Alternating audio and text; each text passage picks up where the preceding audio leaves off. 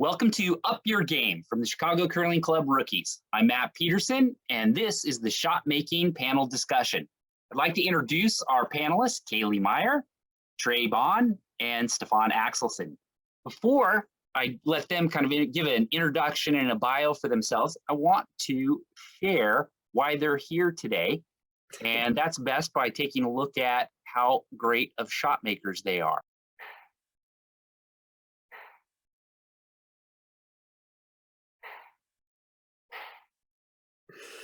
Wow.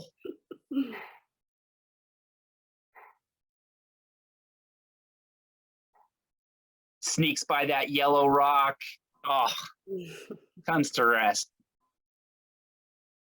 This is a killer. Have it. Lane 6. Somehow. Oh, you like the hit and rolls. I'm seeing a trend. That is, well, those are always the tough ones, right? Can you guys give a little bit of a bio, a quick introduction to yourselves? I mean, you hit terrific shots. You're not only great shot makers, but what's terrific is you're a part of a handful of curlers at the club that are real game changers. And so we're lucky to have you today. Kaylee, can you give a little background about your curling career and you? Sure. Well, thanks, Matt, for the very nice comments. I think you give me more credit than I deserve sometimes, but thank you. My name's Kaylee. Kaylee Meyer, as Matt mentioned. I've been curling for just about 10 years, and I started with the Learn to Curl, like many of you, I'm sure, with my husband, Scott, who you may know, and immediately got the curling bug, and we registered the very next day. I typically curl in 4 leagues a week, which I think is a good thing to help you with elevating your game. 1 women's, 1 mixed, 1 doubles, and 1 open. So I get a good variety of different types of play. And I typically play vice or skip, but not against, filling out the other roles from time to time. I think for me, I've curled in 2 women's club championships, representing the Midwest, 1 in 2019 and 1 in 2022. Should have been 3, but the pandemic happened. So looking to do that again, hopefully this year. And then I'm very active in the curling community. I'm the VP right now of our second city curling 501c3, and have held terms on CCC boards and volunteered for various other things. So it takes a team, or a village, I should say. So hopefully you're all doing your part as well. Awesome. T? Yeah, so my name's T Van, and Matt, thanks for having us on the panel today. I've been curling for about 12 years now, since 2010. That's how I got into the sport. Terrific. Yeah, thanks, Matt, for the nice introduction. It was nice of you to highlight my hidden roll against 6 there, since it was against your team. But as you know, you got the last word in that one. You guys beat us handily. So maybe I didn't make too many shots after that one. Anyway, my name is Stefan Axelson. I've been curling since 2015, and I did the Learn to Curl and was hooked right away. I try to do play downs every year for mixed and men's, and try to get some cash deals in once in a while as well. So I've curled in the US, Canada, and Sweden. So just trying to do as much curling as I can. You obviously did a lot of practicing, so I just want to dive into what goes into making great curling shots. And you guys have made plenty, so I figured I'd ask the experts. 2 questions. One of those things, what is the most important thing that goes into the mechanics of your delivery? And what are the things that you would tell people to really work on in the mechanics of the delivery to make sure that you make your shots? Sure, I can go first. I think, it's certainly a little bit of everything you just described. I mean, especially to do a quote unquote great shot, you need a little of everything. But I think, every great shot, any shot period would be, without a good balanced slide is really, quite likely that the rocket will either not go very far to be useful if you put too much weight on it, or, someone, will opt to shove it, and which we see a lot, if to compensate, making it a little hard for anyone to read or kind of support, or it might go through. So I think, for sure, if you're off target or have a bad release, you might still not make a great shot, but it has a better chance of being in play, or, something that the team can later use. But I'd have to also say, even though it wasn't one of your three, I think, arguably the weight of your delivery, is a very important, part of that, the difference between going through the house or hogging it, and really, as you get to different levels, knowing the different weights between different types of takes of control and peels and things like that really just helps elevate, what you're able to do and offer to the team. No, terrific. Feel free to offer insight, especially if I missed anything. T, what would you say are what's the most important from a mechanics of the part of the delivery? I would say for me, it's the two big things are balance and release. So with balance and release, that also affects the line. So you kind of have that intertwined with those two skills. Yeah, just to echo what was said here, the better mechanics you have, the better you can repeat your shots, make consistently good shots, and being consistent is the key. It's it's kind of like in golf in that sense. So yeah, try to practice a lot. There's a reason why Nicholas Edin and Brad Gushu are the best players in the world. Not only, of course, that they are exceptionally talented and very good curlers, but they also threw thousands and thousands of rocks and keep still doing that. So that's one big key, I think. Also, I find that when I curl at my best, it's when I don't even have to think about the slide, the balance, the release. It's all comes naturally. Just focusing on making your shots. That's when you make the most shots. I found so. And then I think with release, there's less of a tolerance there for what's kind of deemed as fundamentally good versus bad. So I think from my experience, if you can learn a good fundamental release sooner, then it'll just help you get better a little bit quicker. Well, let's jump to the release part. So when you talk about a fundamental good release, what goes into? Yeah, so obviously with the release, once you've gotten to the point where you always slide to the target, you're nice and steady, you're solid fundamentals, then it's the release, other than weight, obviously. And we've all been there. I think we've had our battles.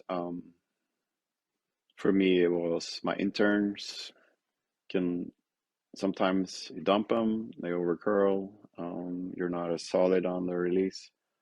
On my own turns, tendency to float sometimes. So work on that, and so try to be consistent on both your intern and out turn with how it behaves, number of rotations, that kind of thing. Again, a lot of practice there, but yeah, release is important.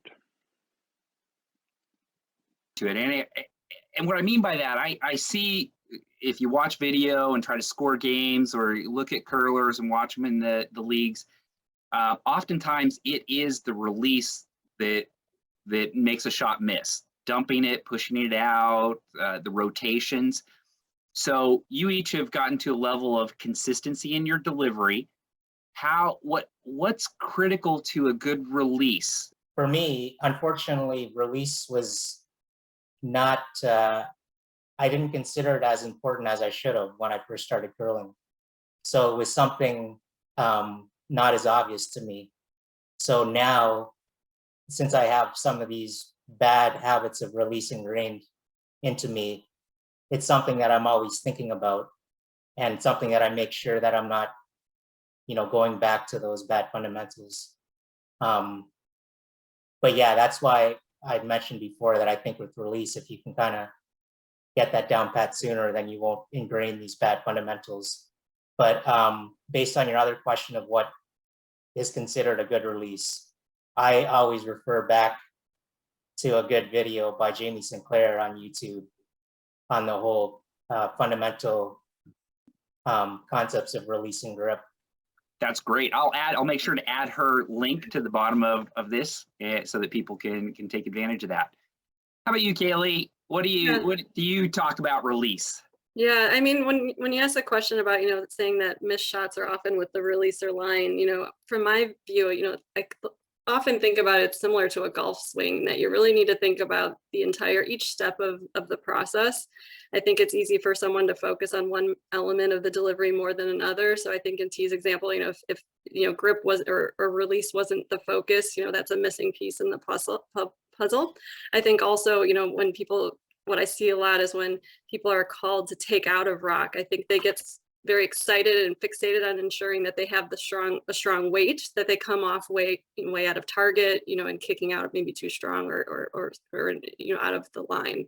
And I think so for me, each throw, it's important most to line your body up, square up to the broom, think about the weight, the turn, the desired outcome, and just calmly kind of go through each step as you're making that delivery so that you're consciously thinking about each. Because I think for me, when I thought about what I've changed the most to be so consistent was, I think early on I was I had a tendency to hit the curler's drift. It was kind of that, the ability of not visualing through all the steps, I think, and especially particularly for a shot with more weight on the far outside lines, I felt that there was a lot of times, you'd think of a take, you kind of skip through some of those steps, and then you would just kind of focus on the delivery and the weight, that sometimes you naturally then would miss the line and fall out, or miss that whole process of going, hips back, forward in a consistent kind of calm kind of mannerism. Because I think with a golf swing, sometimes when you just want to crack that thing really hard, you miss the fundamentals and you end up swinging in a miss, right? So I think it's just similar with curling, that it's end to end, step by step for me. That's a great point. It's kind of rushing through the shot, the delivery, instead of giving each distinct part its due in the process. And that builds into this consistency. How do you become a consistent curler? I mean, I can start. I would say for me, practice is probably something I wish I spent more time on early on, but I think one way to do it for those that don't have that flexibility is, for me, it was playing a lot of games. So, playing as much as I could and having that repetitive motion of, to still have that mind to remember of what you did previously. Because I think, a lot of people who play once a week or less, you're not really retaining, information for yourself of okay, how much did I kick out? What did I do wrong? And you kind of lose that week over week. I think also what's been very important for me is, really being receptive of feedback, and asking for that from, whoever you might be playing, whether it's the skip, if you feel that, maybe you might be a little off on the line, or, even sometimes, your teammates that are closer to you while you're making a delivery might see something that you've done with your hand, with the release, or with how you might have kicked. But I think, a lot of times, even the best curlers need to be receptive of good feedback, because I think that's a lot of times it's the best way of visualizing and understanding what you did wrong. I think also kind of we've had the ability lately to have a lot of games recorded. So going back and watching some of your games, especially where you recall maybe things went a little not the way that you want. Yeah, so how to get consistent, that's where we all want to be, right? So yeah, for me, I think for everyone, it does start with practice. That's initially how you make the biggest improvement starting out curling. Like when I was playing rookies to start, I didn't really you know, see that accelerated change until I started practicing. That made a huge difference. And, you know, as you're advanced and get better, it's, I'd say, equally important. I mean, just think about it, throwing during 2 hours, throwing 16 rocks versus throwing, you know, hundreds of rocks. That it's definitely will help your consistency.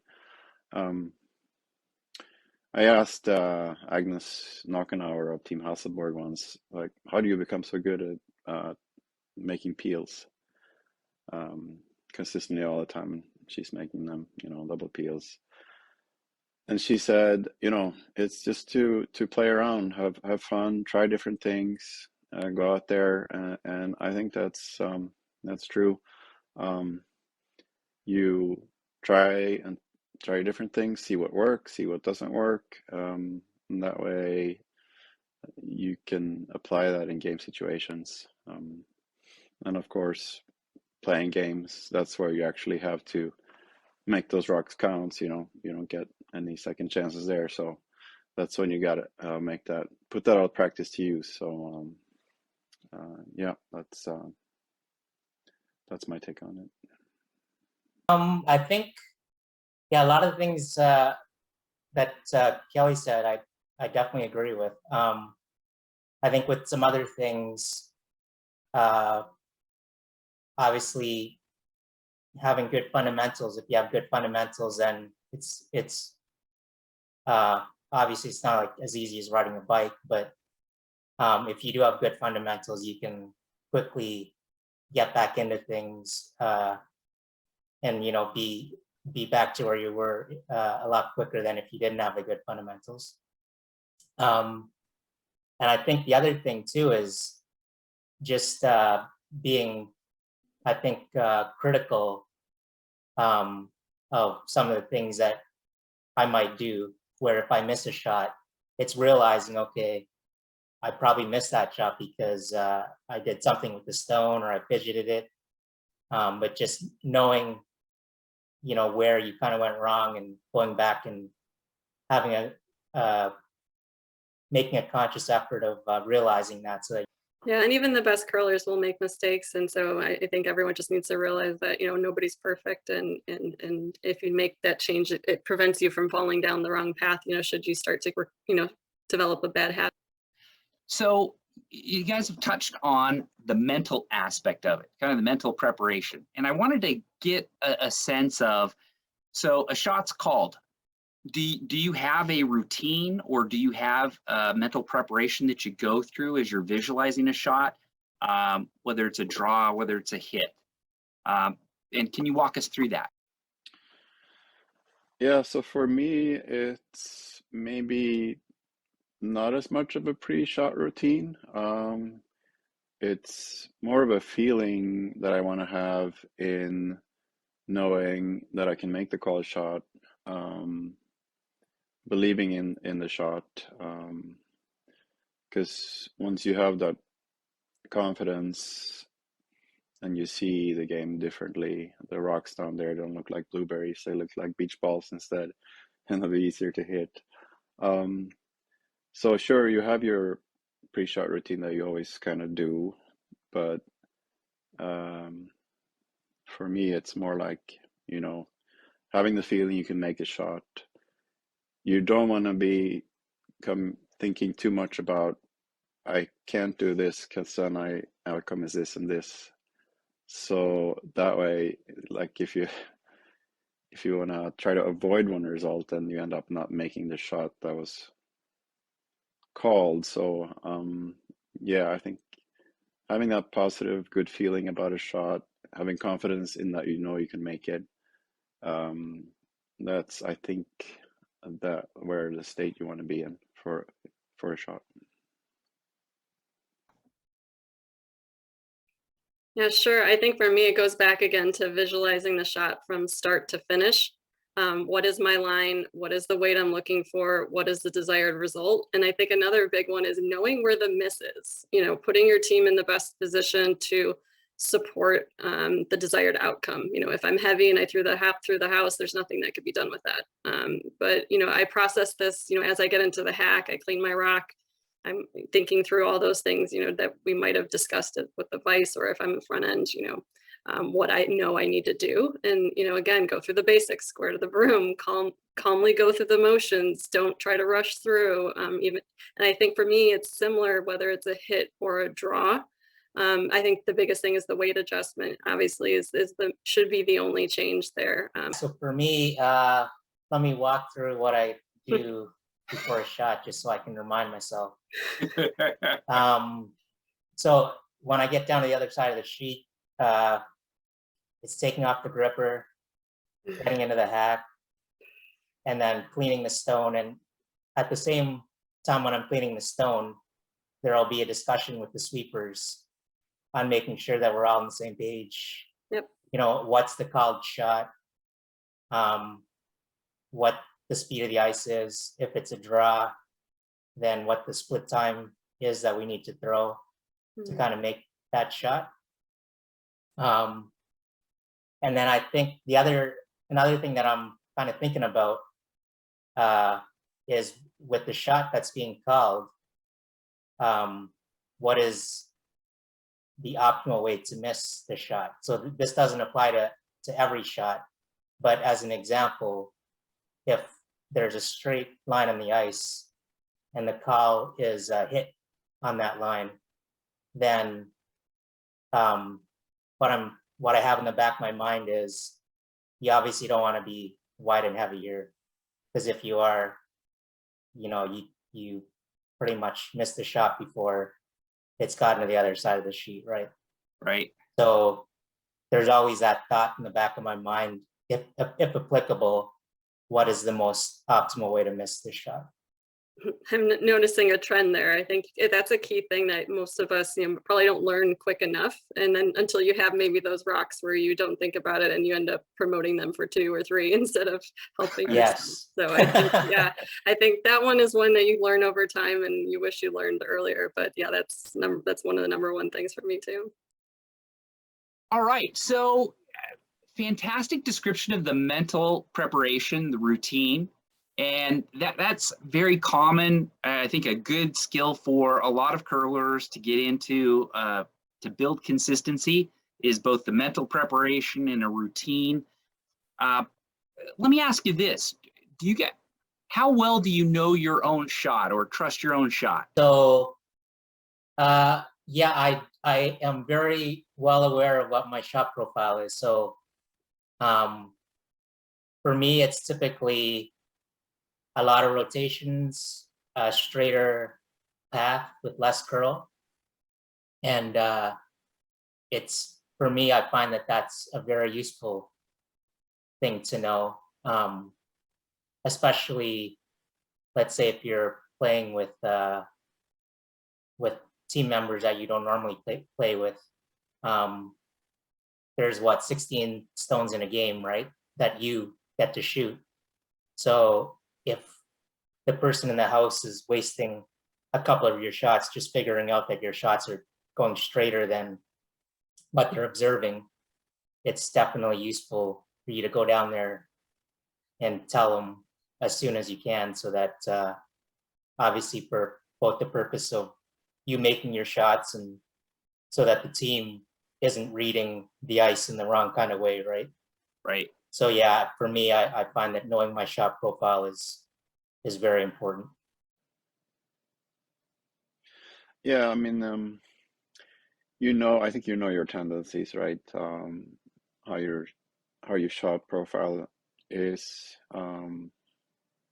for certain type of shots. You know, let's say you have a shot, you have a take far out on the wings, on your out turn side. I can think, oh, okay, I have a tendency to sometimes float this and it will not get up to nose and you won't get the roll in. So you're deliberately playing it, you know, a little bit tighter and be cautious of that.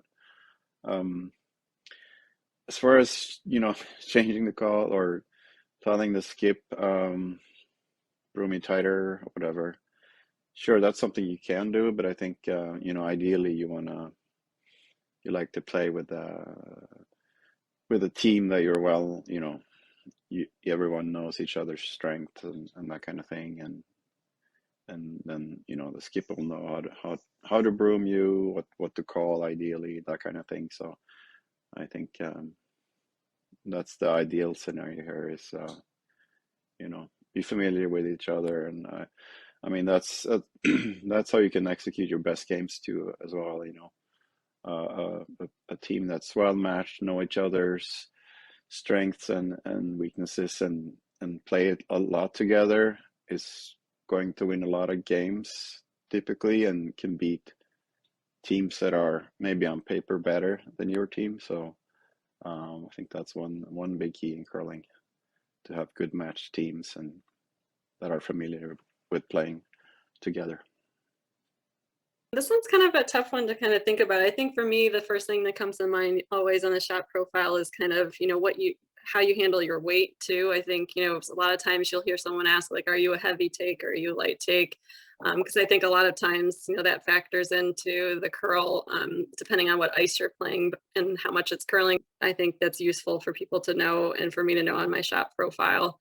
But yeah, I think, the level of, rotations, like T mentioned things, I think, for sure, there's definitely people who have that kind of awareness within their repertoire. I think it's not as common for everyone to kind of be familiar with, but I think as you play more, for sure, that becomes maybe a more useful tidbit. Do you make the choice on the fly to say, hey, I know my control takeout and, I need to throw it a little bit wider on this line, or, here it needs to be a little bit more narrow? Do you make that call, or do you just deliver?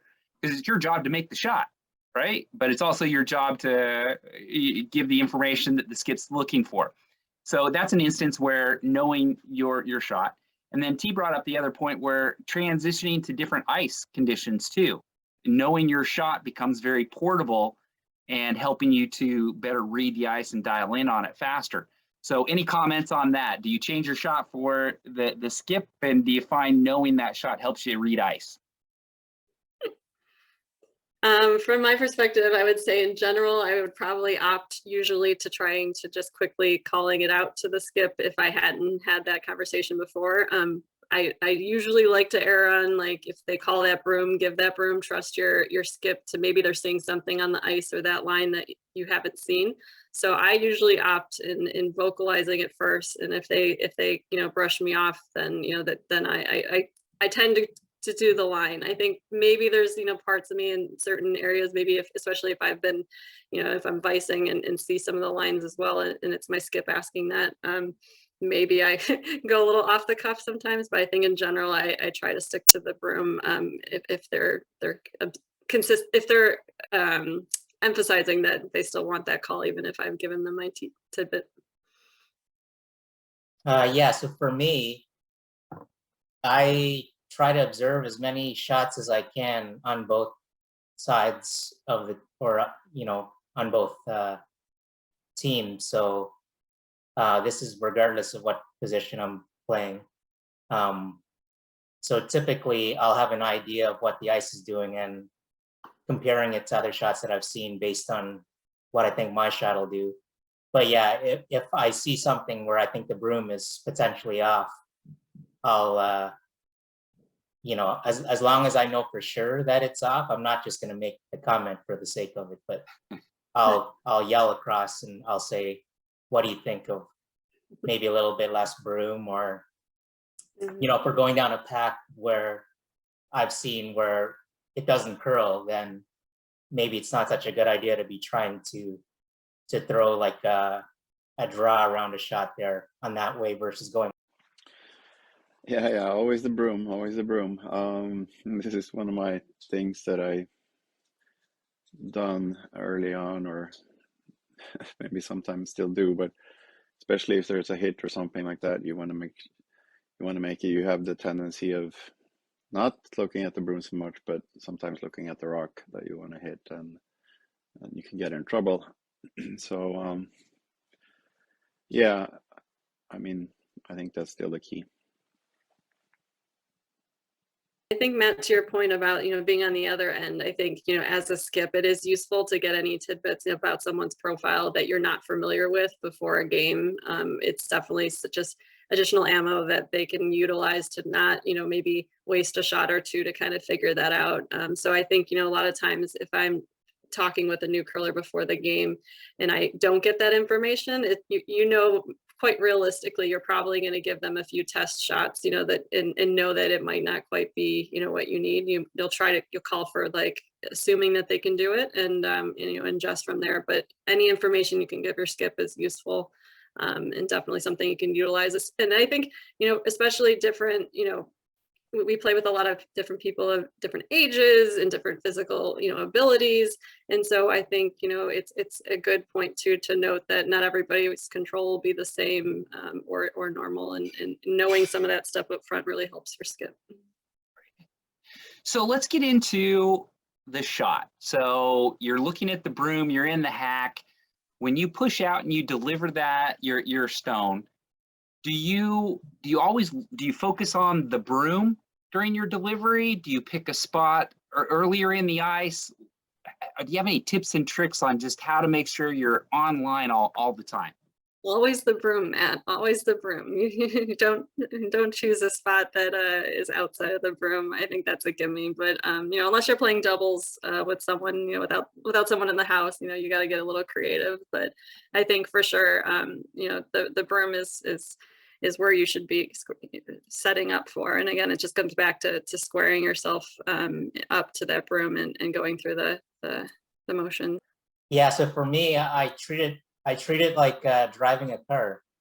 So I'm always looking as far down as I can to see everything that I can, which means I'm focusing on the broom at the other side when I'm trying to determine what the line needs to be. But the other thing I will say is when I do practice slides before a game, then I'm always taking a few practice slides where I'm going not straight, but in some weird direction.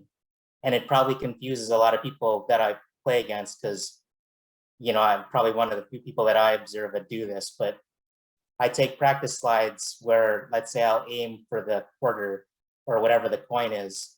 And that's just as a couple practice slides to calibrate my line and make sure that I'm going to have a good day. How do you do anything special when you're facing one of those? It's an important shot. How do you control your emotions and your anxiety? Yeah, so I agree with all those points that was just mentioned. I think it comes down to two things when you are in the high pressure situations, like you have that draw against four or what it could be. One is you have to have that confidence in that you can make the shot. So visualize it, and you've done your preparation, like T said. You know the ice, you know the speed, but also being confident also is having a good team around you that's positive and can get you the information that you need, like what's the time right now, what should my draw be in this line, etc., etc. And the second thing to that, I would say, is keep putting yourself in those situations. It might, you're bound to have times that you're failing, but keep doing it, and you're going to be more confident in those high pressure situations and be able to handle those a lot better. So for me, I would say that I'm trying to focus just solely on the current shot and what I need to do to just make the current shot, and try not to drift about other thoughts. Like the bigger picture thoughts, like what are the consequences of making or missing this shot, right? Trying to get too far ahead of yourself. Sure. type of thing. And then I think, so maybe a little bit unrelated to your question, but there's also, when you look at the scoreboard, when you're about to make a shot, I don't think that's very useful either, because there's times when you're thinking, well, I'm so far ahead, this shot, you know, I can mess around, this shot doesn't matter, or we're so far behind, this, you know, it's really pointless at this point in time, so maybe the shot doesn't matter as much. So yeah, it's those kind of things that I'm just trying to avoid thinking about when I'm in the hack about to make a shot. This was a hard one for me to kind of think about too, because I think, you know, and most of this is just, you know, your mental capability of being able to stay calm too and really think about, you know, what you need to do. But I think you hit it on the nose as far as, you know, avoiding those distractions that are only going to add to that anxiety or stress, and it's not really what you need to focus on there. But for me, it's a tough one to answer. I've seen so many skips that you can tell that, you know, this has an effect on them, and it, you know, I think it impedes them from really, you know, being successful in those tough games where it's not, you know, a gimme, where, you know, maybe they're not way up front and it's going back and forth. And I think that's really where you see people kind of elevate when they do have the ability. But the how to do it, I think a lot of that's an innate kind of how you control your calm and your stress levels internally. For me, it's everything T said as far as focusing on the thing at hand, and again, what I mentioned earlier, just knowing, you know, where the miss is, but not, you know, stressing about that, and just calculating, you know, where you could go wrong if you needed to, you know, if you feel that maybe, especially going back to knowing your shot, if throughout the game, you know, where maybe you've been a little off for the day, and, you know, where you can adjust to be the right thing. But for me, yeah, it's just keeping the main things at top of mind, which are important, and trying not to worry about the rest. But I think it's just part of it comes with just, you know, how confident you feel in yourself too as a shot maker. I think that comes down to it as well, because I would say early on, I probably was not as calm in those moments, and I can say that for sure. And, you know, it still gets you sometimes. I think everyone feels a little nervous on certain times, but I think getting more confidence in your throw and what you know you can and can't do, I think just adds to that and helps you to make that shot. Yeah, there's one other thing too that that I wanted to add. I think if you're prepared, and I guess in curling, for me, being prepared means knowing what the ice does, being very comfortable about what is going on with the ice, then that takes a lot of anxiety out of the shot too, right? Just having that mental confidence of being decisive and sure about what you're about to do is definitely. Anxiety can create this tension that can really sabotage how well you throw the stone, and being dialed in on the weight, and making everything kind of go off kilter, can affect balance and where the stone winds up. I've heard people using breathing techniques, definitely staying in the moment. You don't want to think about the consequences or the outcomes. You need to think about the process. I've heard that as an ongoing one, which goes to the routines that you establish to create consistency and to just retreat to that comfort zone. And I think, T, as you said, that where you're prepared. I have done this 1,000 times, just go back to do that and go do that, you know, one more time. Yeah, no, that's a total right. And I think for me too, just to add on to something you called on, I think for me, yeah, after I get back to the hack and, you know, I clean my rock, oftentimes I'll just stand back up, you know, kind of take a breath, look again at my line and what I want to do, and just make sure I've thought through everything, and then I go back down and, like, you know, slowly do my back pull back. But I think, yeah, just sometimes just having those little moments and consistency of what you like to do to kind of just make sure you're set in the hack, you know, like if you rushed back to the hack or anything, just making sure you have a common routine before you get going, so that you know that you're not kind of rushing through anything and that you are solid.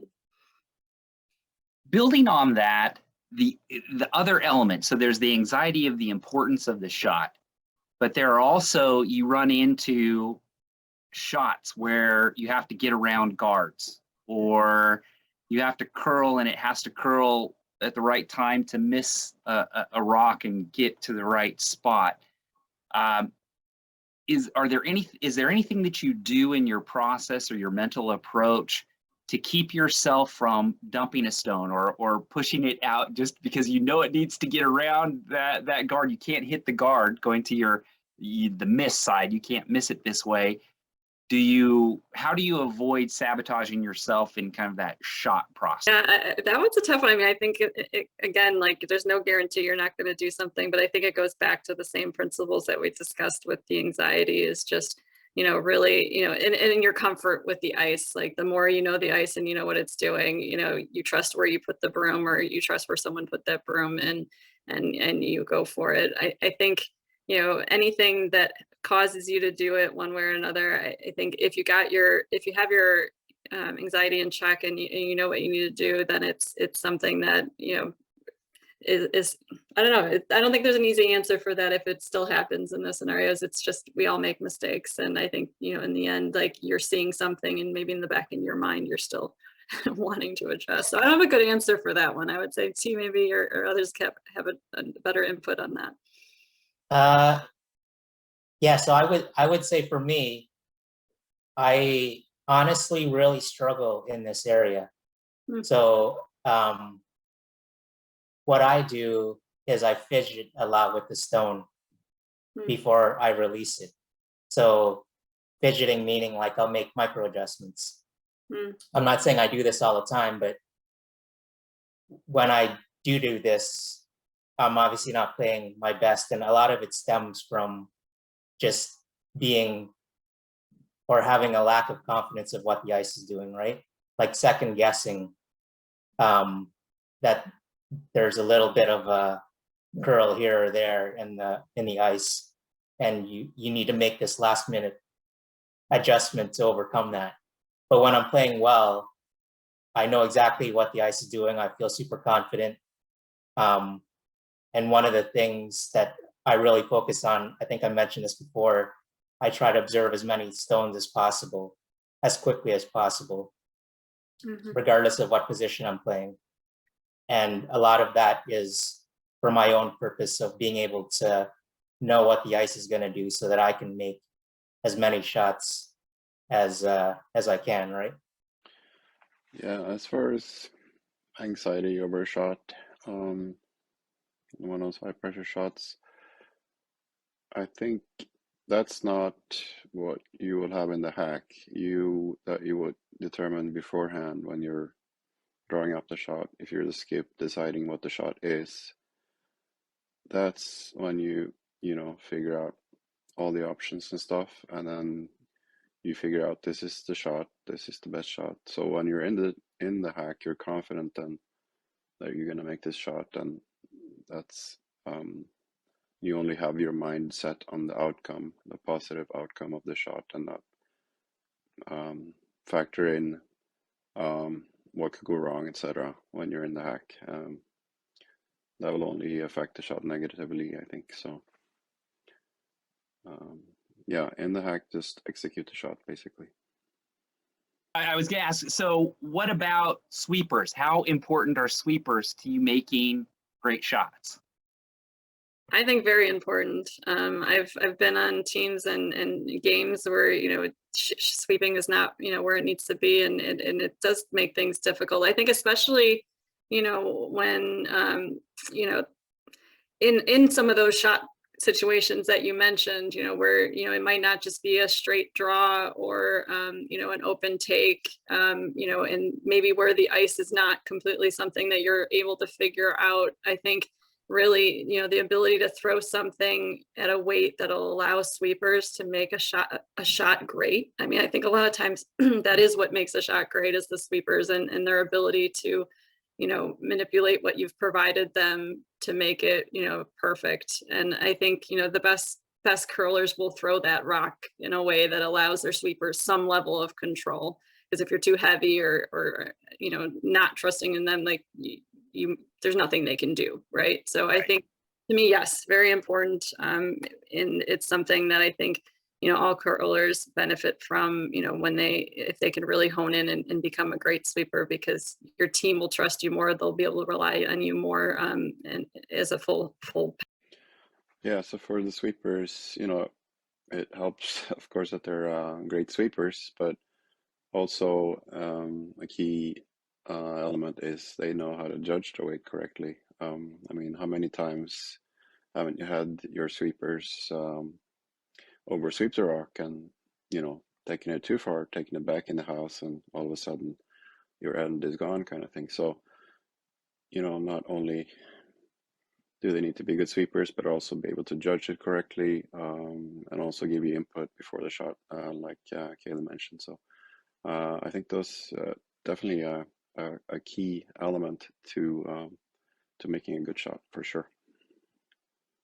But I totally agree.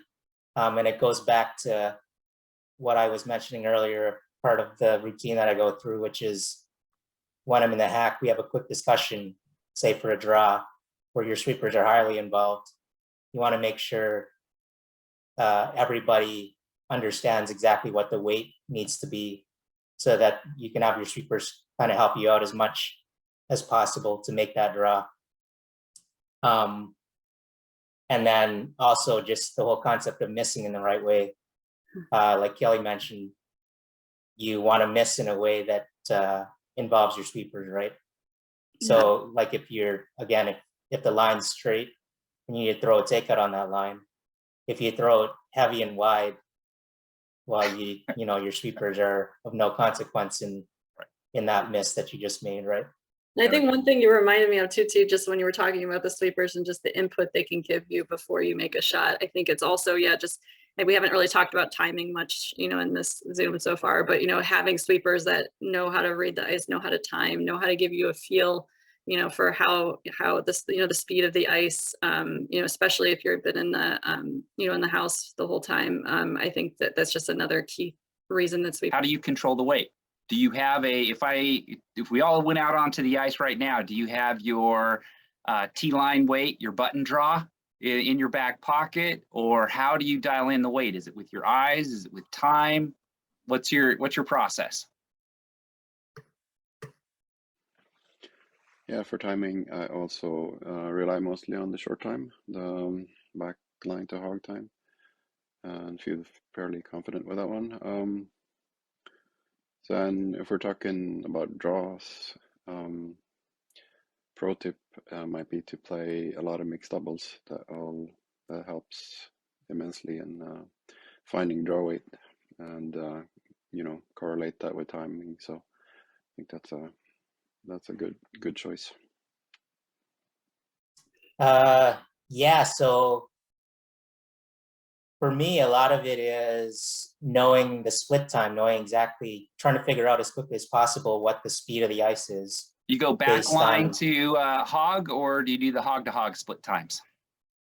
So mainly, I'm more comfortable with the back line to hog, but lately I've been trying to do more of the whole hog to hog when I'm in the house skipping. Just, as much information as possible. So just to follow up on that, so if I give you, hey, it's a fast ice tonight, it's 385 to T, you have a good understanding of your 3.85 delivery, how far you need to push off to make that happen. I would be lying if I said I knew that on the exact first shot, but I'll say this, it's better to know that it's 385 than to know nothing at all.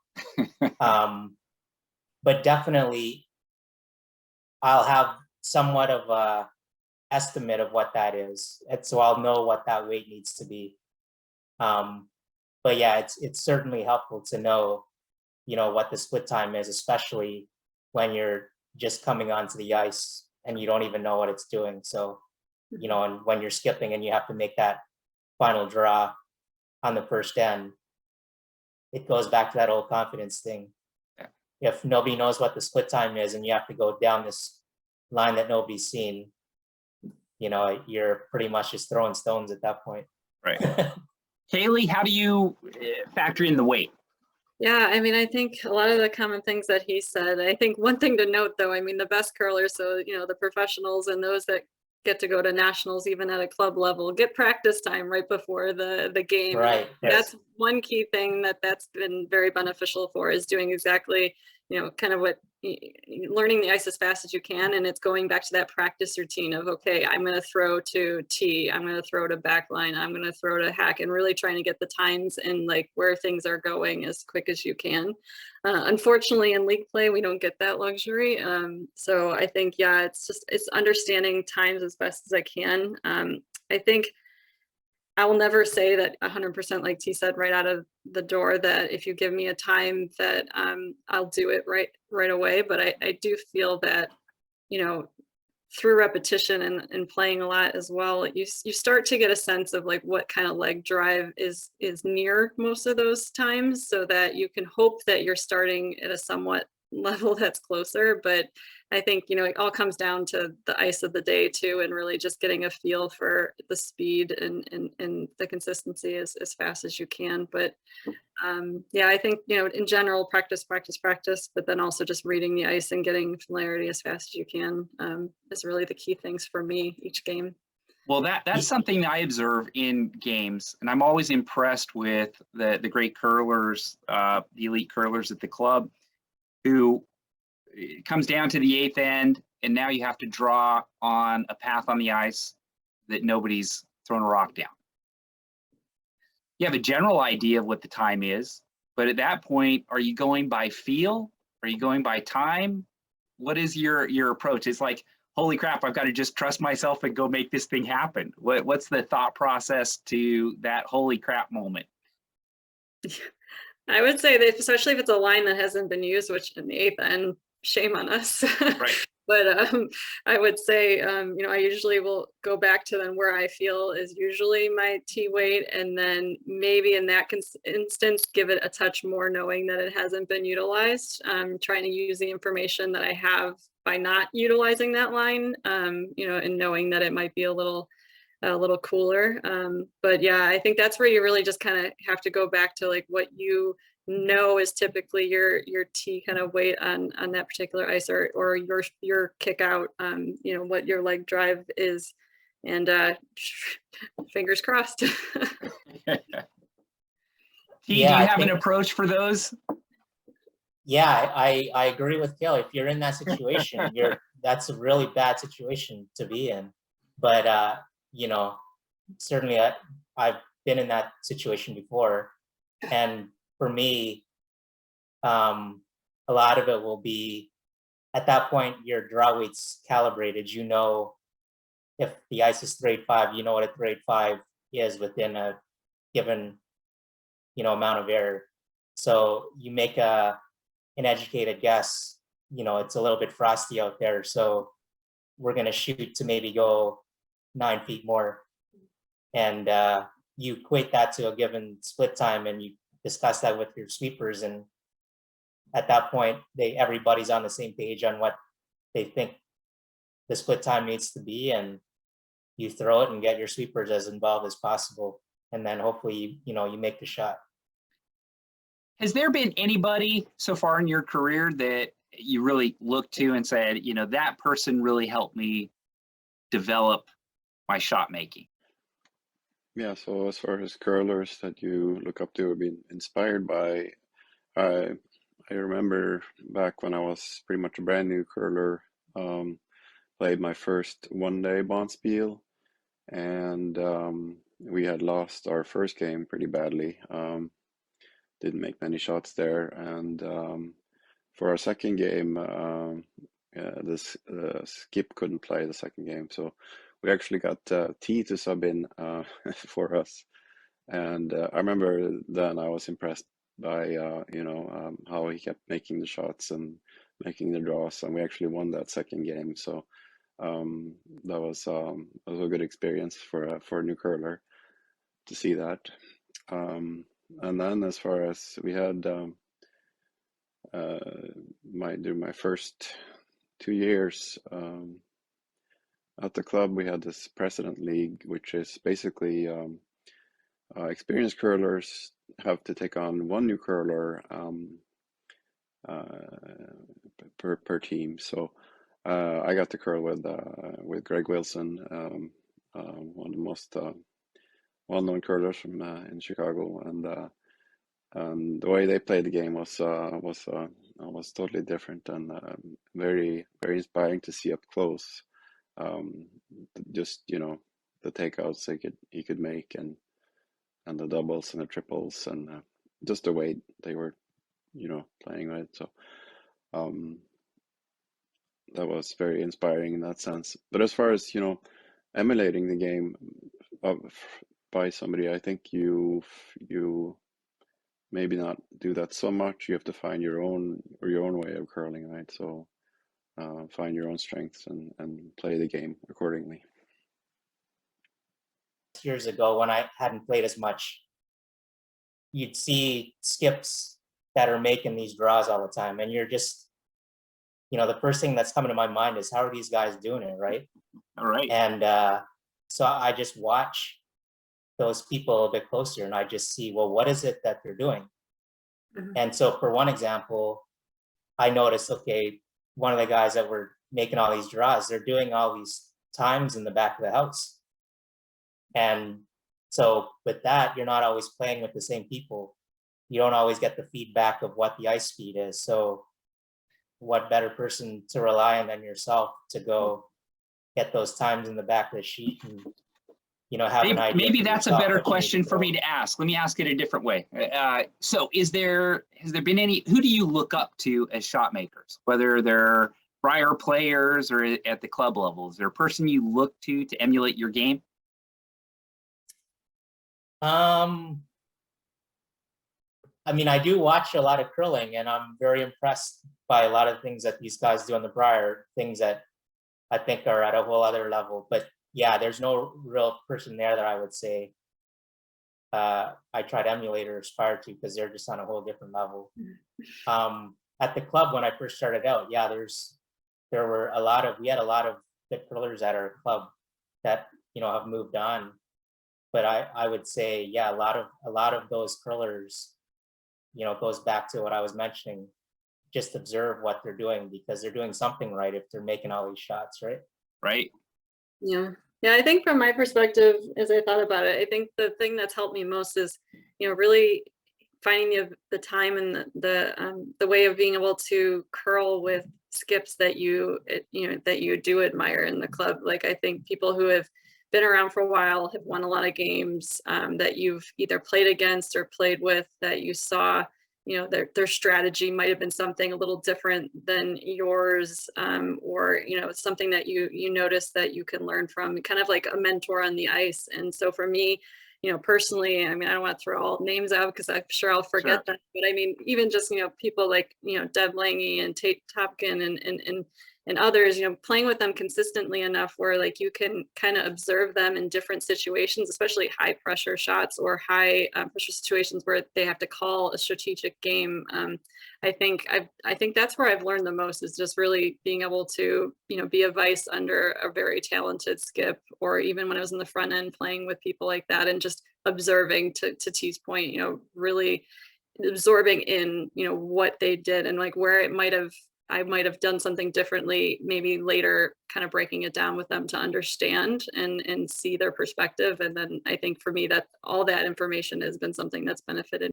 What advice would you have for the average curler at Chicago Curling Club or anywhere to up their game and become better shot makers?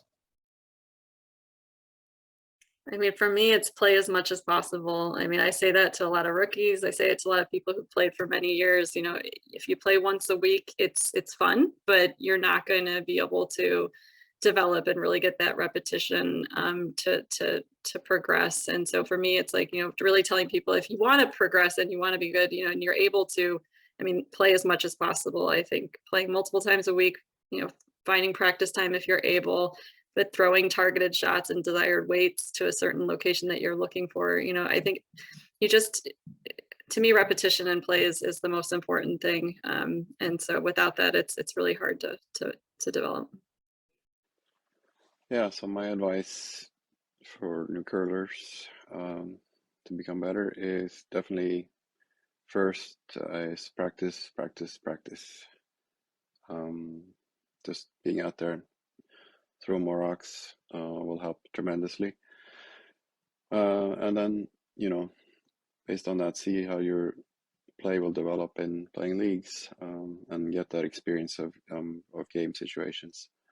The second thing I would probably want to say is play in different clubs, play bonspiels. You'll get experience with different ice. That will be, faster, slower, curl more, curl less, whatever. You'll get used to different situation and get a handle of those type of challenges. So from that, you'll gain experience and become a better curler. T, what advice do you have for our curlers? Yeah, I would say the obvious things are things with the fundamentals, right? The balance, the release, the line. But then there's also things that are intangible that I think that are really important. So just being able to read the ice as quickly as possible, right? That adds a couple things. One is you might have to go down that same line.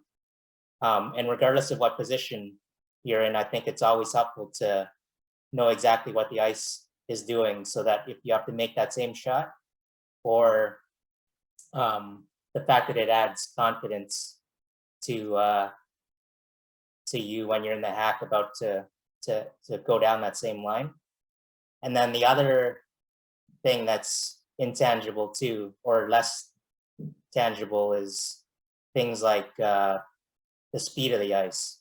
So I know when I first started, we would talk about speed based on terms that are not so useful. So it'd be the ice is fast, the ice is normal, or it's slow. But there's really no comparison. There's no relativity to those statements, right? Right. So I would say get familiar with rock timing so that you can speak the same language. Something more concrete, like time defines the speed of the ice more accurately than loose terms like fast, slow, and normal. So I think those kind of intangible aspects of the game I have found have been very important to making more shots. Well, I want to say thank you to all for joining us tonight. Special thanks to our panelists, Kaylee, T, and Stefan. Really appreciate your time, your insights, just terrific. And I look forward to seeing you on the ice to see even more terrific shots this year. Thank you for joining us at Up Your Game, and have a great evening.